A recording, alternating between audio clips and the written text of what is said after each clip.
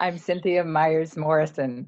I'm the vice chair for the Food Addiction Institute and the chairperson for the webinar series, and I am so pleased to be here. And pleased to have with me Theresa Wright, who is a registered dietitian, a licensed dietitian nutritionist, and the director of Renaissance Nutrition Center, Inc. in Philadelphia area. For 29 years, Theresa has worked with compulsive overeaters, food addicts, anorexics, bulimics, and binge eaters on food, eating, and body weight issues. She works with each client as a unique individual, creating for each of them a specialized food plan and a recovery program. Over the years, she's worked with 9,000 clients in 42 states and 5 countries. Theresa helps her clients to develop the skills, support, and lifestyle changes that lead to freedom from self-destructive food behaviors. Theresa has co-authored a chapter in Food and Addiction, a comprehensive handbook edited by Kelly D. Brownell and Mark S. Gold, Oxford University Press. Also, today's Dietitian magazine named Theresa one of the 10 incredible registered dietitians who are making a difference. The 3rd edition of the classic volume, Overeaters Anonymous, includes an appendix by Theresa. And she is the author of 3 sugar-free, flour-free cookbooks. And her new book, The Sane Food Solution, will be coming soon. Theresa lives in a suburb of Philadelphia with Jeffrey, her husband of 49 years, and her daughter Kathy, and Kathy's dog. So we thank you for coming to join us today to hear about transform your relationship with food using Sane Food Plans. So Theresa Wright, take it away, and we'll have you speak for 30 minutes, and then subsequent to that, we'll be asking questions. Please, those of you who are participants, put your questions in the chat, and I will read your questions to Theresa at the end of her speaking. Thank you very much, and Theresa, it's all yours. Why, thank you very much. Can everybody hear me? Mm-hmm.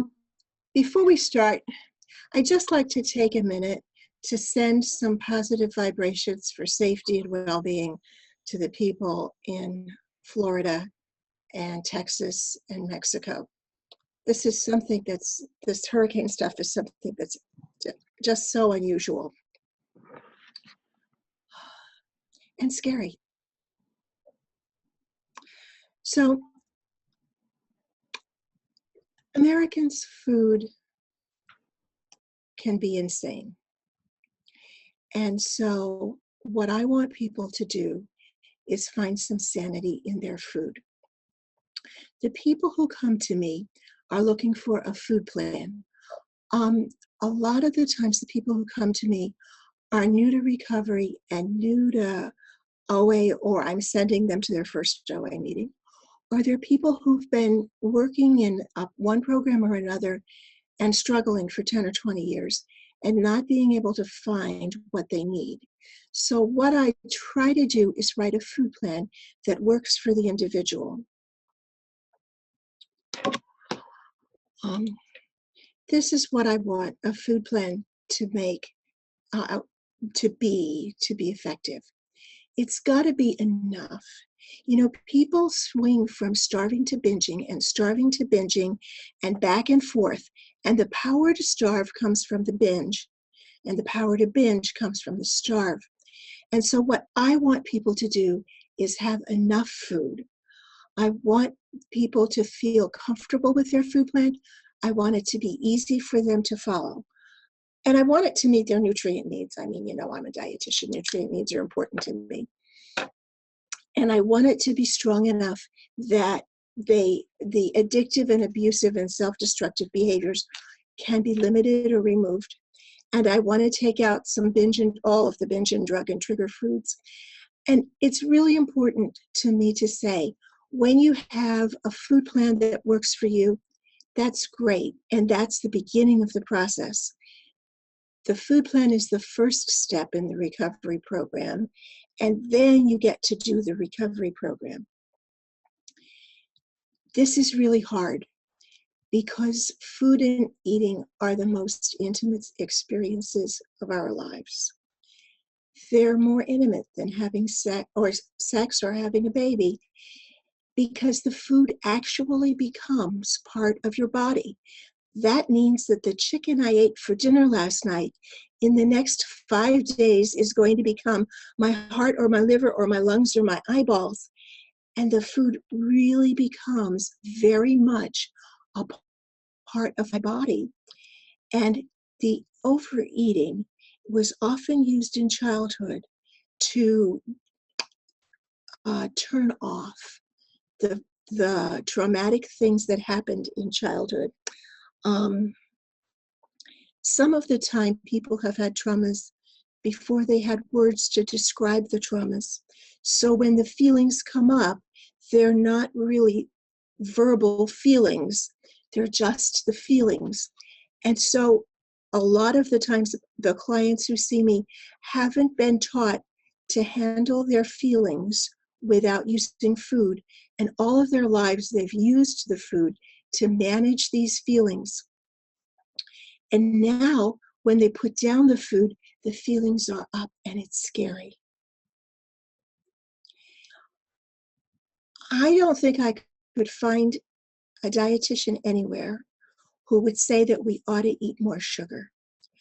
But I want you to think about the difference between foods that God and Mother Nature made for us and foods that were made in a factory.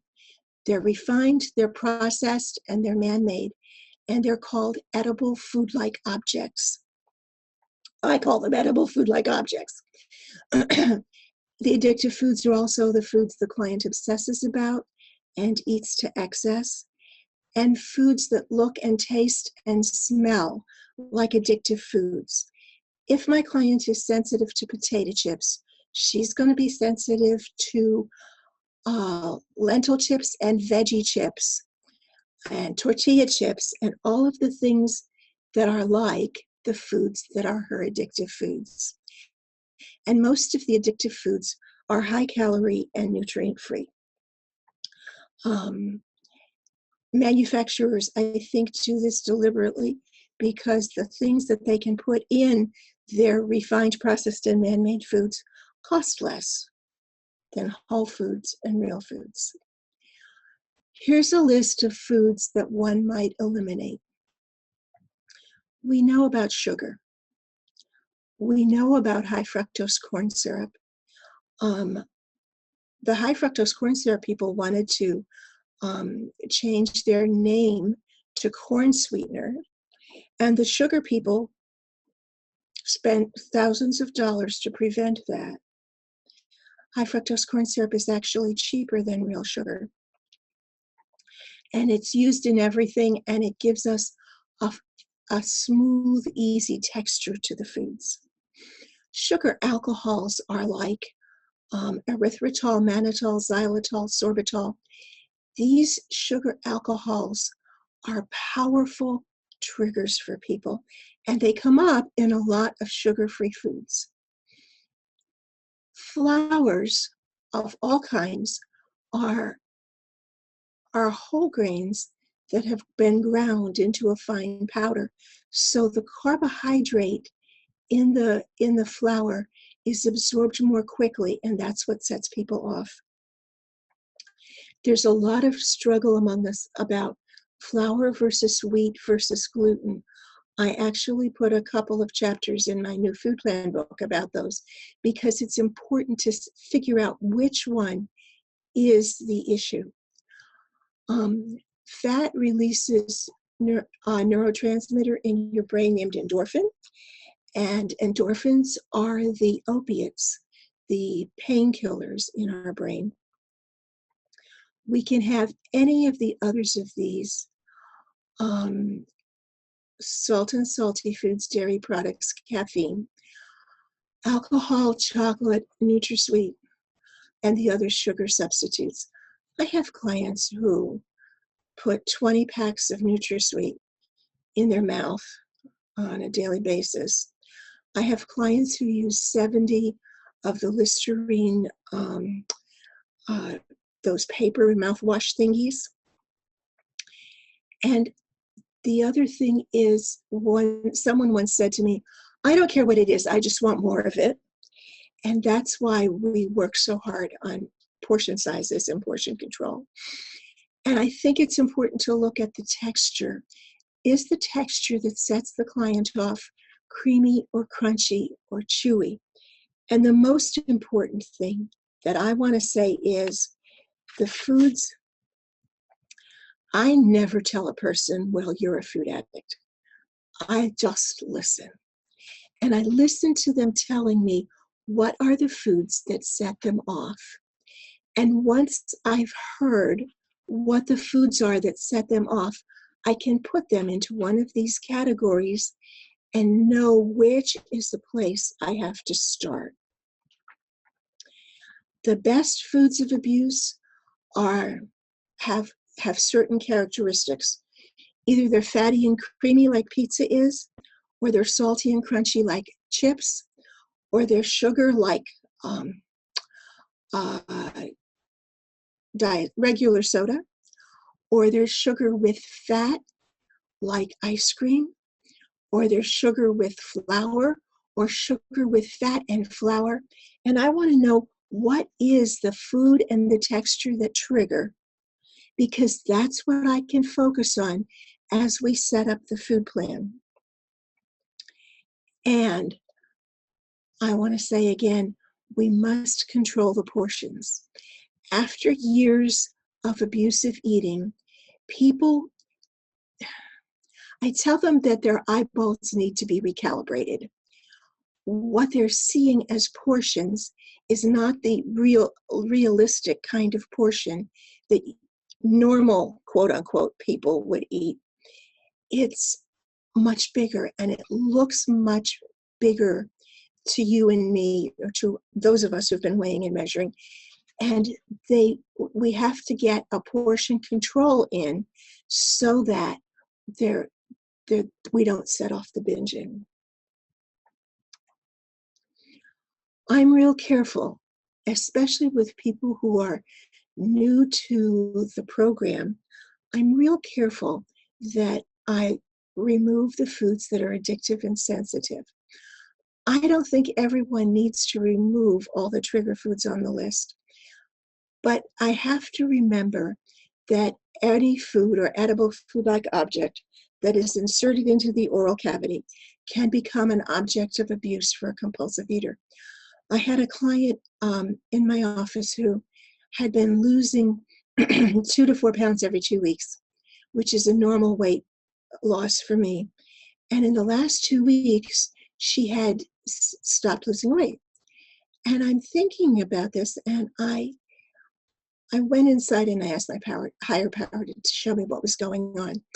At that point, she took an object out of her purse and inserted it into her mouth. And I said to her, what did you just put in your mouth? And she said, oh, it's just a sugar-free mint. And I asked her to show me the label. And the label contained high fructose corn syrup, erythritol, and an artificial sweetener. She was using anywhere from 15 to 30 of those a day. And when I asked her to take them out for 2 weeks, her weight loss resumed. I think that's fascinating, that the weight loss can stop when you put in something that you're sensitive to. And the other thing is, the foods you're sensitive to can change over time. They can grow or they can shrink. And it's really important to be careful about what we're doing here. My purpose is to get the food far enough out of the way that people can solve their life problems and start to work on their lives. The food plan is the first step in the recovery program. And I'll probably say that 30 times today. But when you have a food plan that works for you, then you get to move on to the other steps. One of my clients came in and she reserved a whole day with me because she was determined to find out the problem with food. And she said she'd been in OA for 25 years and she'd had 1 to 3 months of abstinence, but then she goes back into the food. And so I said to her, when was your last 4th and 5th step? And she said, oh, I've never done one of those. And of course, that's the source of the problem, is that we have to get the food far enough out of the way that you can finish the work of the program and create the life you really want. I want people to be sane with food, but I also want them to go anywhere and do anything that they want to do with planning and with skill. I have people who have hiked down to the bottom of the Grand Canyon, who have gone backpacking in Israel for 6 weeks, and who have done all sorts of other things, being able to do that and maintain their abstinence. And that's a real important thing. One of my friends says, happy, joyous, and free a lot. And that's what I want people to feel, is freedom from the self-abuse with food.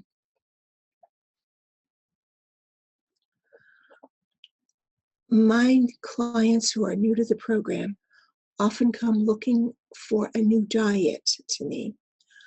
And other people tell me that you can't stop eating. It's not like alcohol, you have to eat food. Well, an alcoholic does not stop drinking. She stops drinking alcohol. She still drinks water and juice and seltzer and probably plenty of coffee. The food addict doesn't stop eating, but she stops eating the foods that she's sensitive to. A diet is a period of starvation followed by a weight gain of 20 pounds.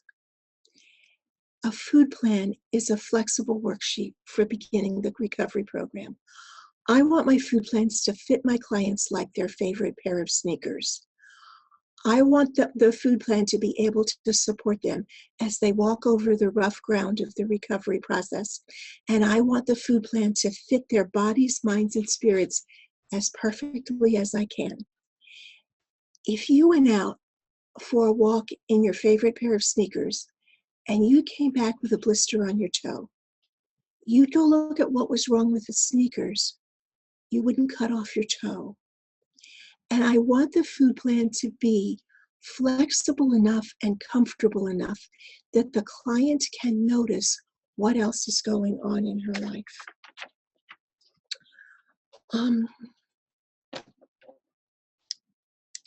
So I'm going to share with you now 5 principles that I use when I'm writing a food plan for people.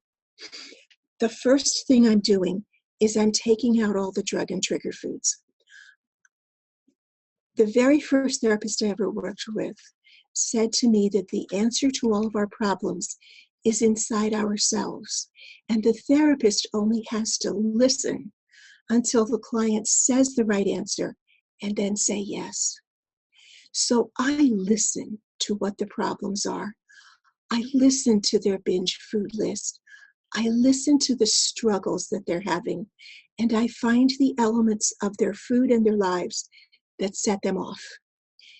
Then I want to take out all of the binge and trigger foods, and I want to look at what is happening in the 6 hours before the person has a binge. Is there something consistent going on? Is there some consistent feeling, or is there something that they're consistently eating before they have the binge? And I want to take out all the foods that look and taste and smell like their binge foods. Like I talked about, potato chips, veggie chips, lentil chips. They'll all become a problem if you're sensitive to chips. Principle number 2 here is to provide enough food. I can't tell you how many of my clients, having binged yesterday, get up in the morning and say, well, guess what? I'm not going to eat this morning. I'm just going to have yogurt for breakfast and then I'm going to skip lunch. I don't want them to do that. I like people to eat within 2 hours of rising and every 3 to 5 hours after that, because that maintains a stable blood sugar level and helps them refocus on on what they're doing in their program rather than, I'm sorry, I went up, didn't I? I want them to refocus on their self-care rather than their starvation. When I work with someone who is, for example, a nurse who's working from 7 p.m. to 7 a.m. 3 days a week, she might wind up with 2 different food plans, one for the nights when she's working overnight and one for the days when she's off. And that's okay. I just want to maintain stable blood sugar levels and refocus on self-care instead of on starvation and struggle with the food. The third principle is meet the body's nutrient needs. I want high nutrient, whole, unrefined, unprocessed meals. And I want to think about this because people who are using a lot of sugar and flour for a long time, metabolizing that pulls B vitamins and minerals from the body. And I have to think about whether the person has pulled enough B vitamins and minerals from their body that they've depleted their body's stores of nutrients. And I often ask people to take a relatively strong B vitamin and mineral supplement just for 90 days to restore and replenish the body. When I worked in a drug and alcohol unit, we gave people B vitamins and minerals that were 100 times the recommended daily allowance. And when the body has extra B vitamins, the color of the urine changes to a bright neon yellow. And we would tell these alcoholics, they were really street people, we would tell these people, tell us when your urine turns bright yellow. And some of the time it would take 6 weeks. Now, food isn't maybe nearly as bad as drug and alcohol in terms of pulling nutrients out of the body. But I want to supplement with whatever the person needs, whatever it seems to me they're missing in their food and eating plan, so that we're meeting their nutrient needs. Principle number 4, never eat a high carbohydrate food by itself. When you eat a piece of fruit without a protein to balance it, what happens is fruit is 100% fructose. That fructose is sent to the liver to be turned into glucose. And in an hour to an hour and a half, all that glucose from the fruit is going to go into your bloodstream. And I think food addicts make extra insulin when they see carbohydrates in their bloodstream, and they feel that drop in their sugar levels, and then they become ravenous. If instead I ask them to eat their fruit with protein, with an ounce of nuts or some cheese if they use dairy, or some peanut butter if they can tolerate it, or any protein, what happens is that slows down the absorption of the carbohydrate and allows the body to stretch out the release of that sugar from the liver so that you don't feel that high and then that low. I want the carbohydrates and protein distributed evenly through the day, and I want it to work in their daily lives. I also want to include healthy fats for satiety and hormone levels. And I want to talk a little bit more about that. Well, I'll talk about that in a minute, and I'll move on to principle number 5, which is enough fluids. I can't tell you how many clients I have who don't drink enough water. I want them to drink water. How I calculate that is take half your body weight and drink that many ounces of water or seltzer or herbal tea or iced herbal tea. That's essential. I pay attention to the fluids because the leftover products of fat metabolism need fluids to be washed out of the kidneys. Artificially sweetened beverages like diet soda and Crystal Light have just enough fluid in them to wash the NutraSweet and the other sweeteners out of the kidneys, so they don't count as fluid for me. And I want the client to know how I want the client to know how to know when she's had enough fluid in her diet. I want them to lose weight or gain weight. I want it to be a normal body weight. I want to make sure there's enough protein, and I calculate that. The symptoms of not having enough fat in your diet are dry skin, hair that falls out, fingernails that are brittle and break, fatigue, abnormalities in the menstrual pattern, and decreased libido. I can't tell you how many people have gotten so much better and so much more able to follow their food plan comfortably when we increase their fat intake. In the 80s, when they started this high carbohydrate, low fat diet, I said to the dietitian who was sitting across the aisle from me, fine, 35% of the people in America are now overweight and obese. Now we're going to start eating more sugar. And in 20 years, 65% of Americans are going to be overweight and obese. And that's what's happened.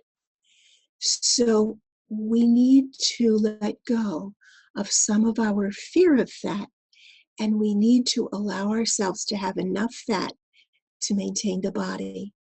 And then I want to arrange the meals and the snacks in a way that fits their lifestyle comfortably. Some people are done eating at 5:30 and let me go to bed, honey, at 8 o'clock, I'm done. And other people are up till 11 or 12 or 1, either because of their body preferences or because of their work schedule. And I want them to have food every 3 to 5 hours while they're awake. And I want that, whatever the food plan is, to be comfortable for them.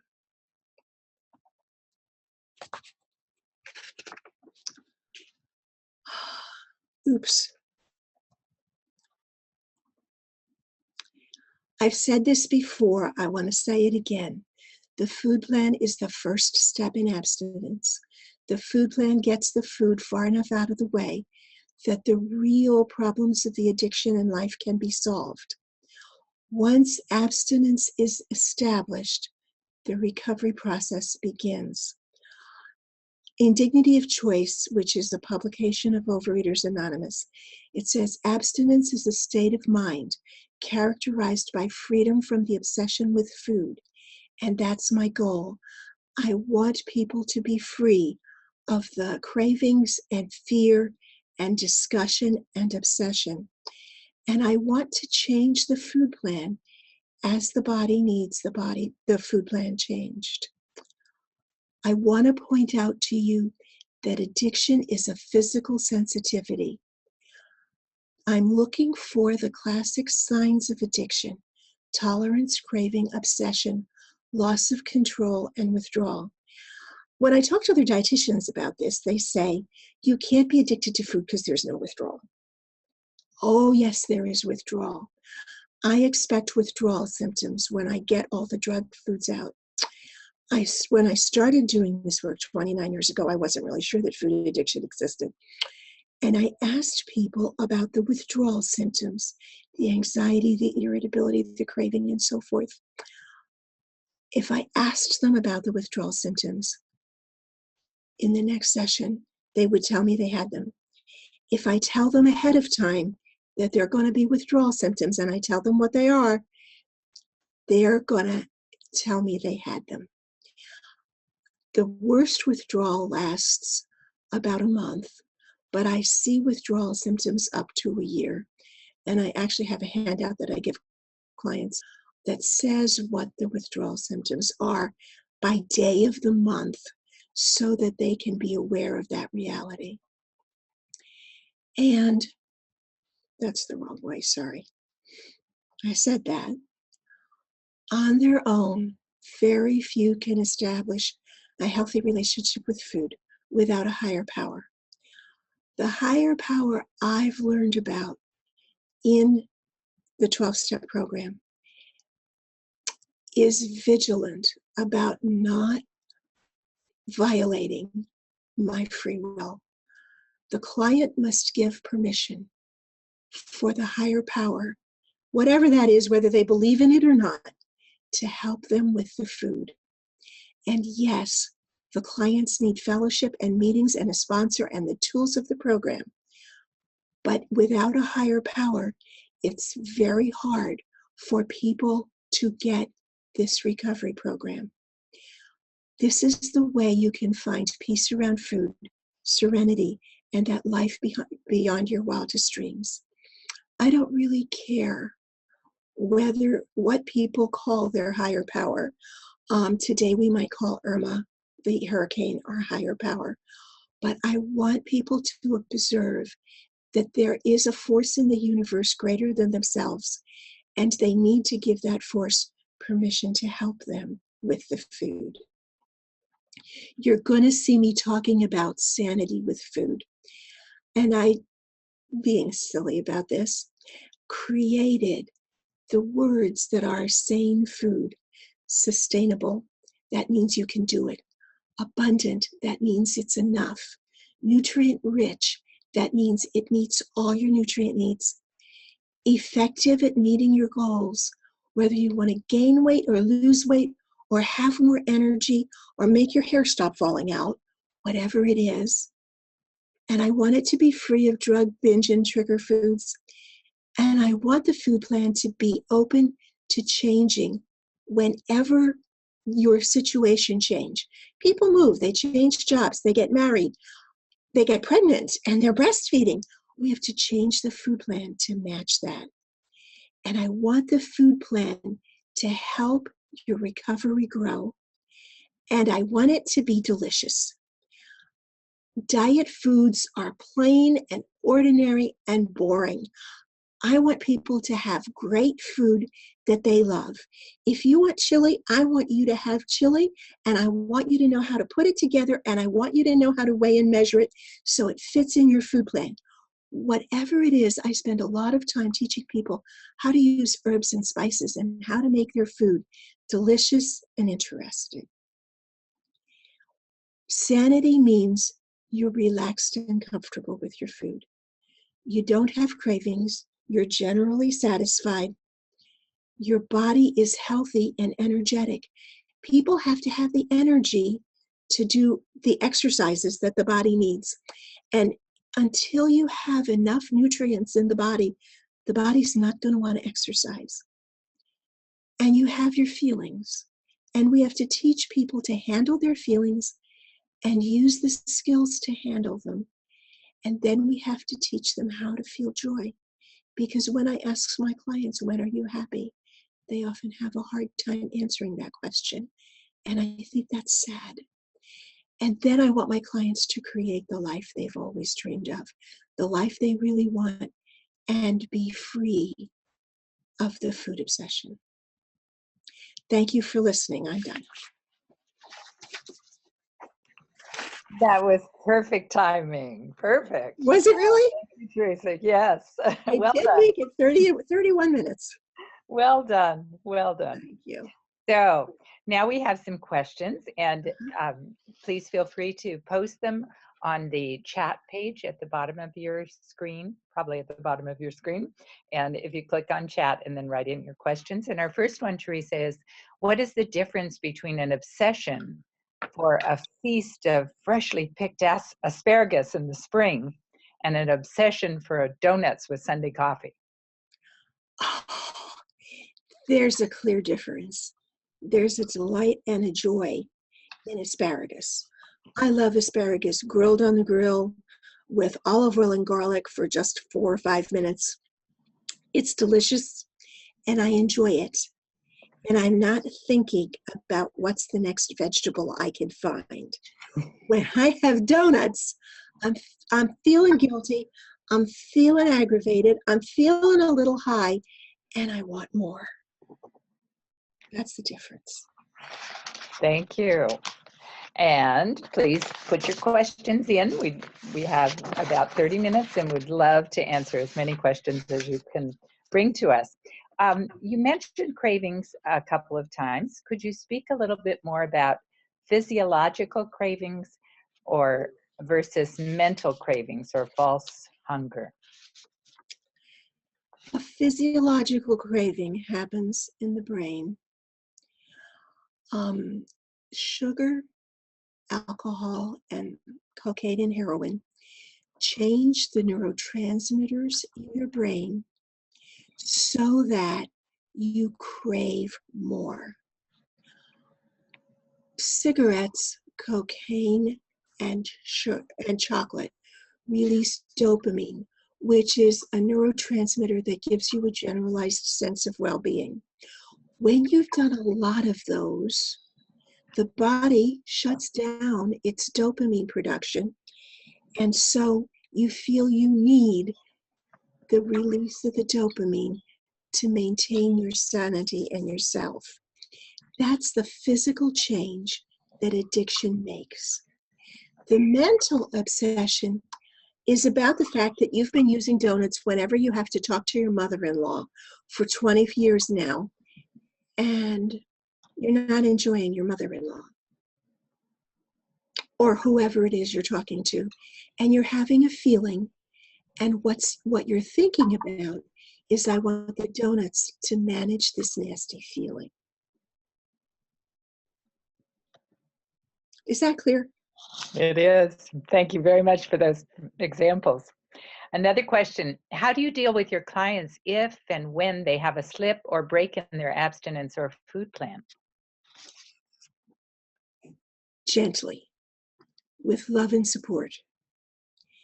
And I tell them, if you have a slip or a break, I want you to get back on your food plan at your next meal or snack. If you eat 3 donuts at the lunch meeting, you may not skip dinner. If you have an afternoon snack, eat it. Get back on your food plan right away. Talk to somebody about what went on, and then look at what happened in the several hours before you have the break. When I do the relapse prevention program, I tell people, when you have a trigger, you have 6 minutes to 6 months till you're going to binge. If you notice the trigger and manage the trigger, then you don't have to get on the Relapse Express. Thank you. Another question, could you clarify how you calculate sufficient liquid intake? Can you expand on the idea of eating as self-abuse? I guess those are 2 questions, sorry. The first one, could you clarify how you calculate sufficient liquid intake? The general rule is take your body weight, divide it by 2, and drink that many ounces a day. You will know that you are drinking enough if your urine is light yellow and straw colored and doesn't smell. If it's dark yellow or brownish or greenish and has a funny smell to it, you're not drinking enough liquid. Now, what was the second part of that question? The second, well, it's another question entirely. Can you expand on the idea of eating as self-abuse? Well, when you were a little girl, if you came to mommy with a skinned knee and she gave you a chocolate chip cookie and sent you back out, you learned to use food to manage your feelings. If you had other traumas in your life where you were told you were not good enough, you were not important enough, or this was your fault, and you were learned to use food to manage those feelings, it was probably the only thing that was available to you at the time to manage those feelings. But now, when you have a feeling of inadequacy or I did something wrong or I'm not good enough, you go and get a box of some high sugar, high flour, high fat foods. I'm thinking Dunkin' Donuts, I'm thinking Crimpets, I'm thinking those kinds of foods. And you eat the whole box or the whole bag of 6 donuts. That's hurting your body. And self-abuse is hurting your body. And when you spend time telling yourself you're fat, stupid, and ugly, and you're hopeless, that's self-abuse, and it's hurting your mind. And when you tell yourself, I'm not good enough, even God doesn't want me, that's self-abuse of your spirit.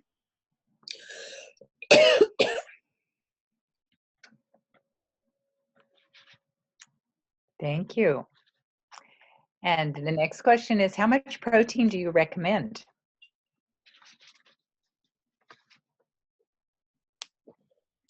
It depends on the person. If I have a client who's doing CrossFit every day, I'm going to give them more protein than if I have a client who sits at a desk all day. If I have, how do I say this? I really think that food addicts need more protein than normal people. The recommendation is 0.8 grams per kilo of body weight of protein. And I usually go to 1 to 1.2 grams of protein per kilo of body weight because I want to give more. And whether I do 1 to or 1.2, it depends on where the client is with activity and the rest of their lives. Okay. Could you explain a little bit more when we're talking about grams per kilo of body weight?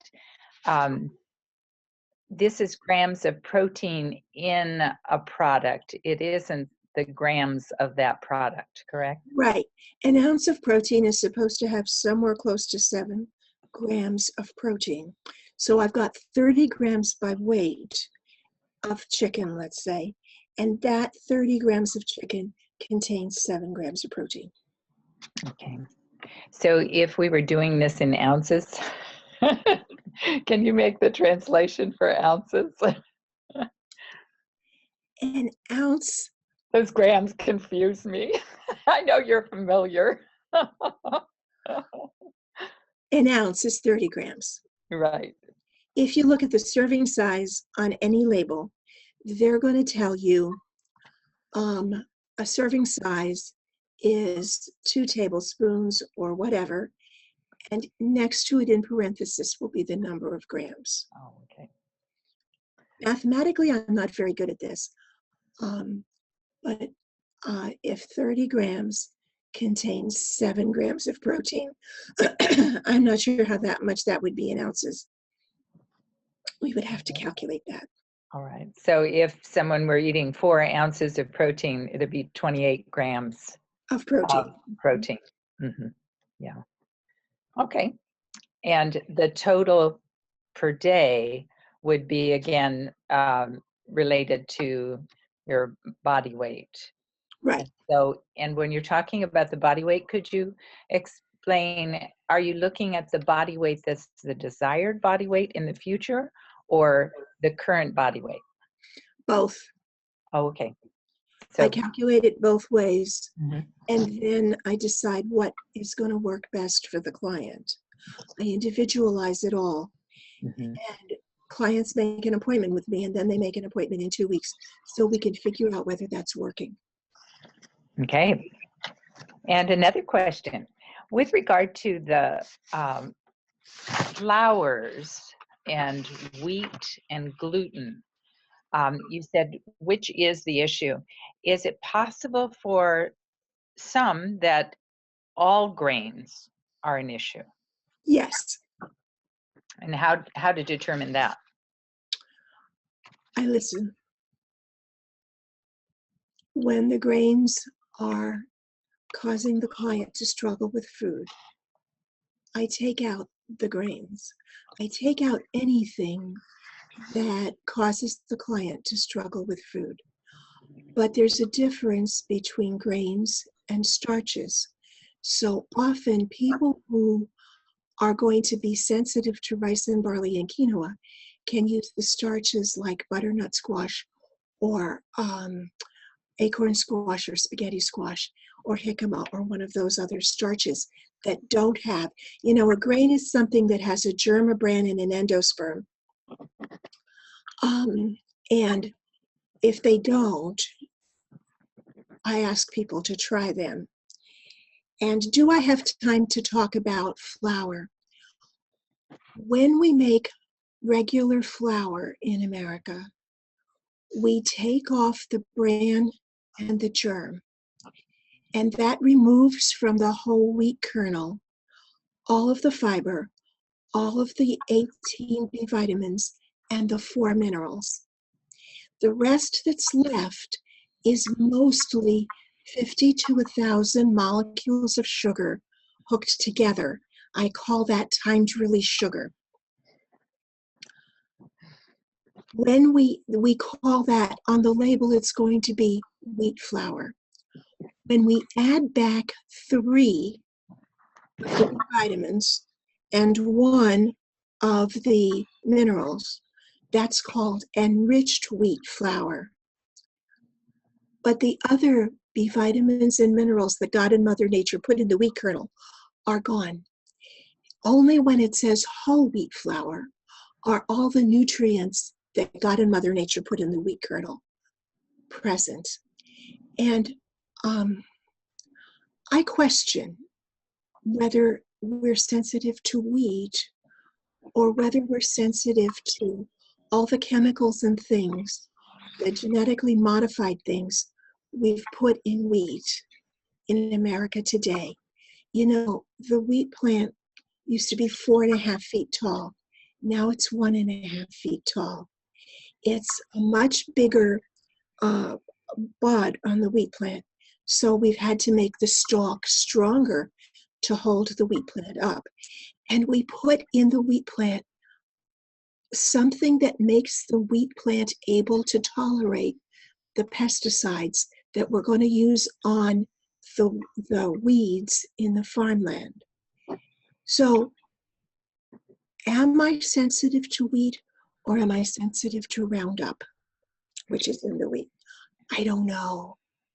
And so it's very important to pay attention. If you're going to use a flour in your diet, I want you to use a flour that has the word WHOLE in front of it. And then I want it to be organic and non-GMO.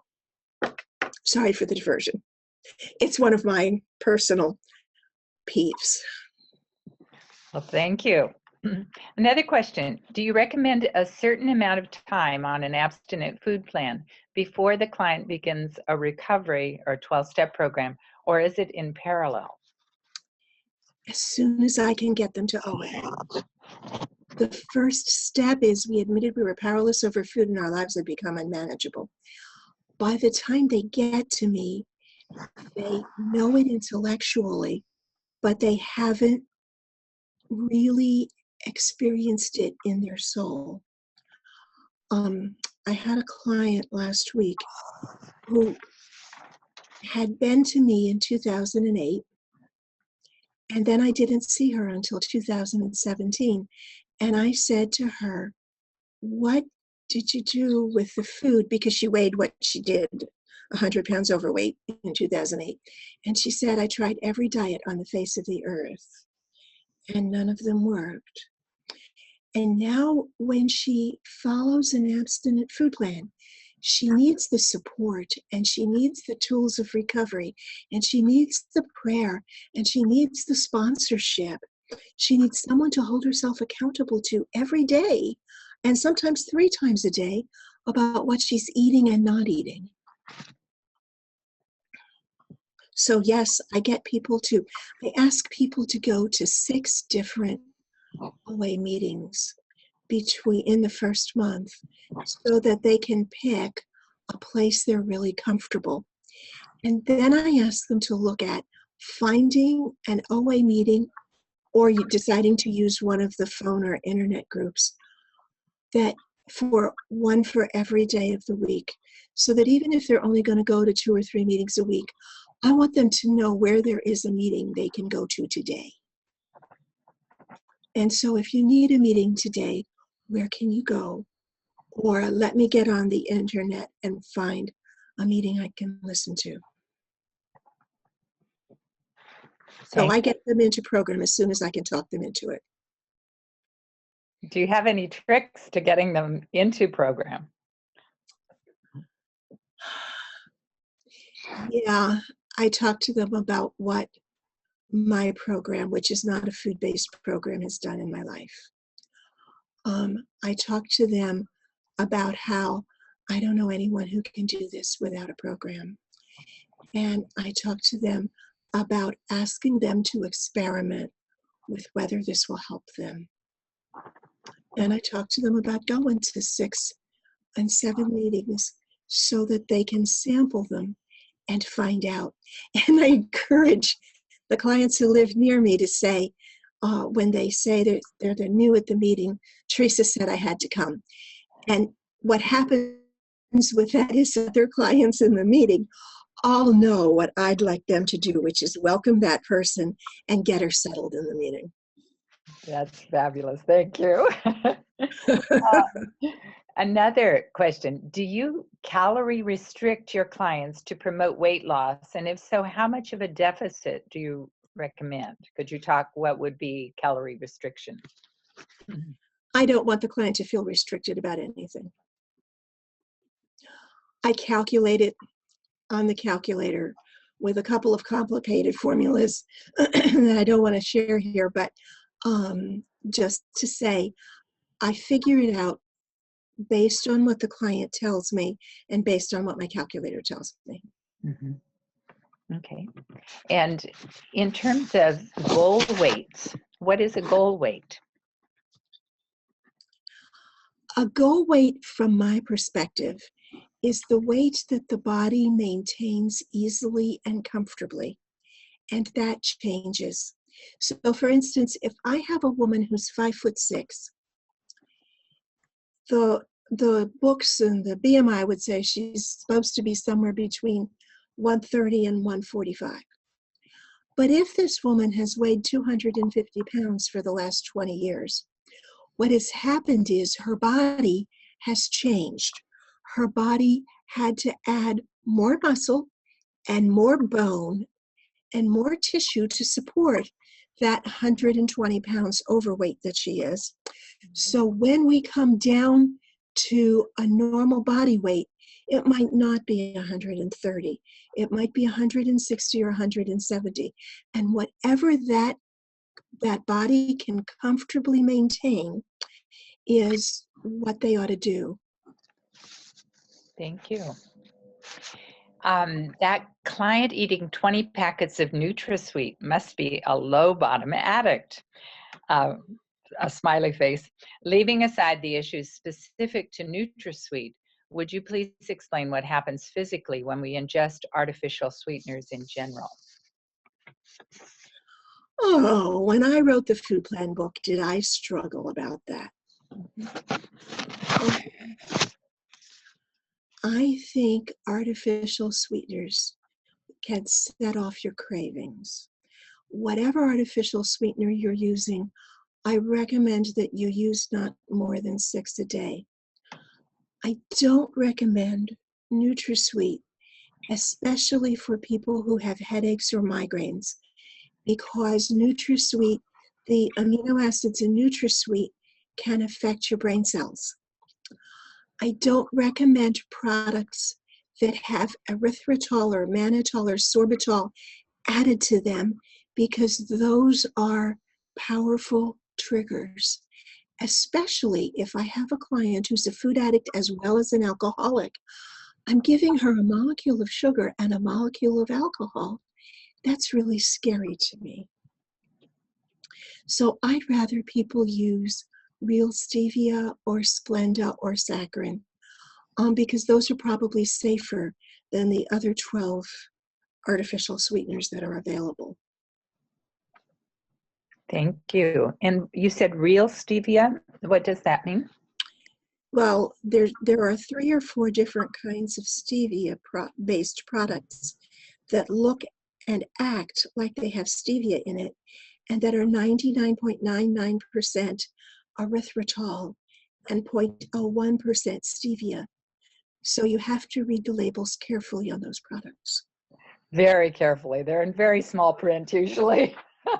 Well, you know, the manufacturer just don't want you to read that and figure out that it's not it's harmful to you, because then you won't buy his product. I tell people, if you're reading the label and you don't know what the product is, I mean, be honest with me, Cynthia. If I put a bowl of lactylated mono and diglycerides on your kitchen counter, what would it look like? I have no idea. If you don't understand what the ingredients of the product are, it's a man-made food. I liked your term about edible look-alike, sort of. Those kinds Edible food-like objects. Food-like objects. Thank you. That comes from Dr. Kessler, who was the head of the FDA at some point, and he wrote a book on why we overeat. That's fabulous. Well, do you have any last comments that you'd like to make before we close? Only thank you so much for having me. I've put my email address and my website on the thank you on the first and last page. Be welcome to contact me if I can help you. And the food plan book is at the printers, and I'm hoping to get a publisher for the Sane Food Solution eventually. And you're welcome to call me with any way that you would like me to help you. Thank you. Theresa, thank you so much. I thank you for being with us today and doing the presentation. And thank you for everyone for joining us for Food Addiction Institute webinar today. And to learn more about Food Addiction Institute, please go to foodaddictioninstitute.org. You'll see our new website soon, we hope. Wonderful. Yes, but you will be able to donate now to support our goals. Sign up to receive our mailings so that each of you can be included in the mailing about our every other month webinars. And Wonderful. Our previous webinars are available on YouTube, Food Addiction Institute. So please continue to join us and tell your friends and encourage people to look at food addiction seriously. Thank you very much, and Thank you have a for having me. wonderful Sunday.